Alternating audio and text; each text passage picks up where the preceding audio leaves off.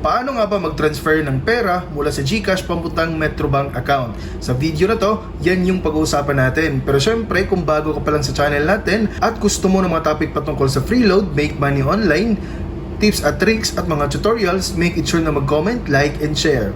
So ang una muna natin gagawin mga idol is pumunta sa Play Store at i-update natin yung mobile application na GCash. Okay? So kung makikita mo dito is update, so pindutin mo lang yon para maging updated po yung mobile application po natin. So once updated, open na po yung makikita natin kagaya nito. So ang reason po kung bakit natin kailangan i-update yung mobile application natin sa GCash dahil nagtatransact po tayo ng toong pera. Okay? So para hindi po tayo maka-encounter ng mga glitch or mga error sa pagsunod ng video na to. So I hope na malinaw po. So pindutin po natin tong open para ma-redirect na po tayo ngayon sa login page or sa dashboard. Ngayon na nandito na tayo sa dashboard ni GCash, i-click lang po natin tong transfer at piliin po natin tong local. Tapos scroll down tayo dito, merong makikitang Metrobank. So pindutin lang po natin to. At meron tayong mga kailangang fill upan dito. Number 1 is kailangan natin i-fill up yung amount. So halimbawa, magta-transfer tayo ng 500 pesos. Yung account name ng account is 2 rupee each. Sample lang po. Tapos enter po natin dito yung account number ng Metrobank na papadalhan po natin.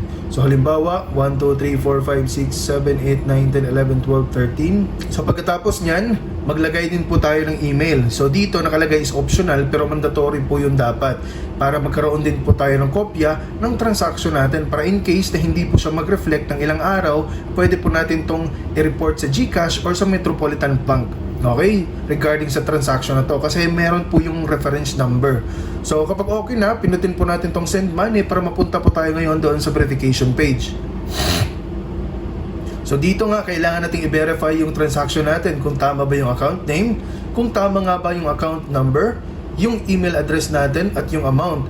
At take note po na meron pong additional charge si GCash na 15 pesos as convenience fee sa paggamit ng system nila. So a total of 515 pesos po yung magiging total na babayaran natin.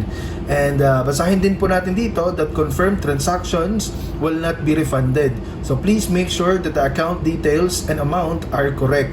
So kapag tama na po lahat ng information na nasa taas, pindutin lang po natin tong I confirm that the details are correct at pindutin po natin tong pay 515 pesos. So automatic na po siya, within 5 seconds magre-reflect na po yung pera doon sa account number na nilagay natin dito dahil powered po siya ng InstaPay. So instant. Okay, so pagkatapos noon, pwede po nating i-screenshot po yung transaction natin at ipadala po doon sa pinadalhan natin to confirm na meron po tayong pinadalang pera. So I hope na nakatulong tong video na to. I hope na mag-like, subscribe at mag-comment ka po.